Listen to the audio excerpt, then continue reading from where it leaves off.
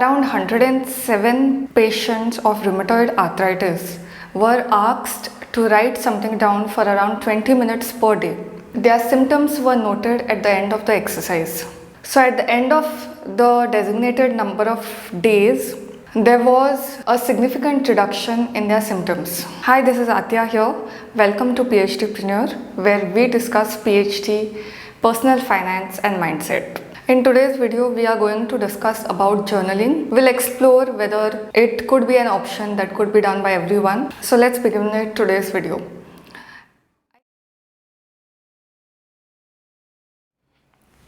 As kids, we always had this concept of keeping a diary, writing something down. I'm sure if not all, then many of them. So I used to sometimes write things down, and then I used to get scared. If that note goes in some other person's hand, then what will happen? But basically it was centered around the concept of diary. As adults, we now have this concept of journal, and it is same as diary. So let's explore the options and see if journaling really deserves the hype that it has, and we'll explore, and if it does, then we'll see how it can be incorporated into the routine. So let's move to the research-backed section where we discuss what journaling can do and cannot do for you. First is improvement in the immune system. It has been proven that journaling not only helps the mind, because when we speak about journaling, the first thing that it comes to our mind, like things like anxiety, depression, things related to mind. But what we don't understand is that mind and body are two interconnected pieces.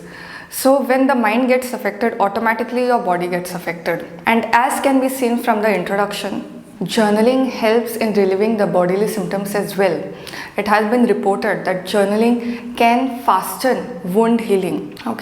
Several types of autoimmune disorders, inflammatory disorders, which are often associated to suppressing of emotions or not giving a proper outlet to your emotions. When you journal, advanced stage diseases also have shown to improve. So this is one of the, I think, major victories where mind-body connection is concerned, and that is where journaling comes to play. If you are somebody who does not want to meditate, I've seen many people who cannot sit for that long of time, who don't like the concept of meditation, or who find meditation too intense for them.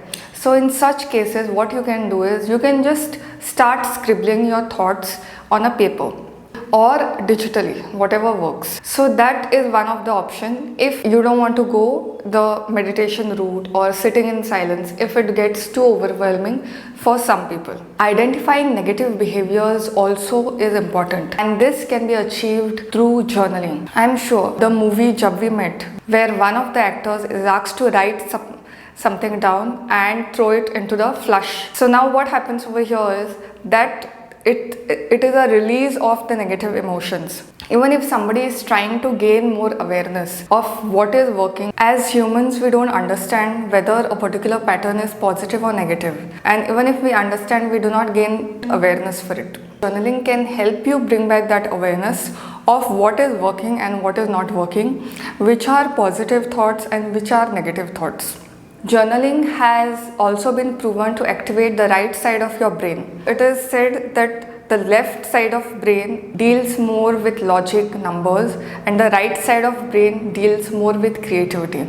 We are living in a world where the left side of the brain is constantly practiced, or it is constantly provoked, whereas the right side of the brain is shunned.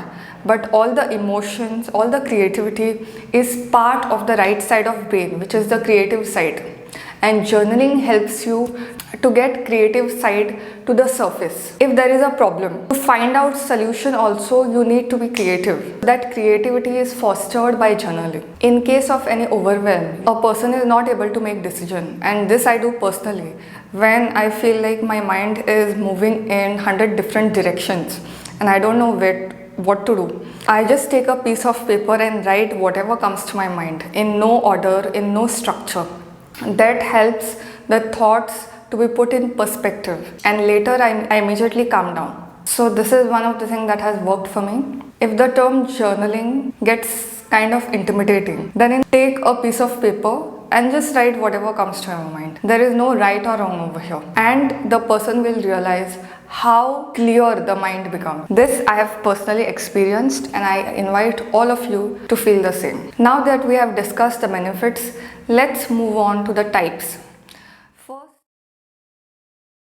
for journaling, there is paper as well as digital. Paper means writing on a piece of paper or having a dedicated notebook where you can write your thoughts down. Second is digital. It could be either on laptop, your tablet, or on smartphone. There are several apps. I personally love paper journaling, but because of time constraints and the need to carry the notebook everywhere, sometimes it becomes difficult. These days what I do is I write my thoughts on a smartphone app. So it is just sometimes 1 or 2 lines. It helps track the mood. It helps track your anxiety patterns. Let me give an example. Whenever I used to track these things, I realized on certain days of the week, when certain activities was carried out, I used to be anxious. There used to be anxiety. So this journaling opened up to me that certain days of the week where there are certain tasks which need to be done.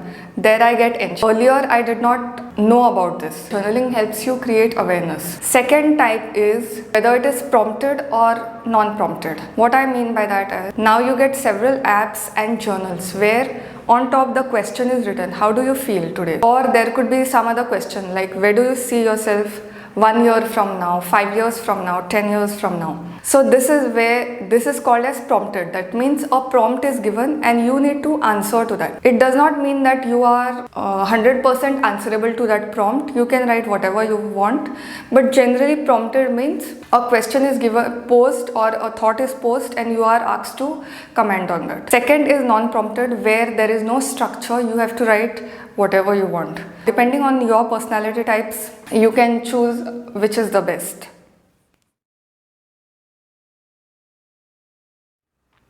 Now how to start? Now many people say you have to journal daily, you have to journal weekly, you have to keep writing for 3 pages in the morning, you have to write at least 1 page. But as a beginner, when you are starting out, let's keep it simple. What we can do is, once a week is sufficient to get the ball rolling, to understand whether you like this technique or no. If you don't, then you are free to discontinue it.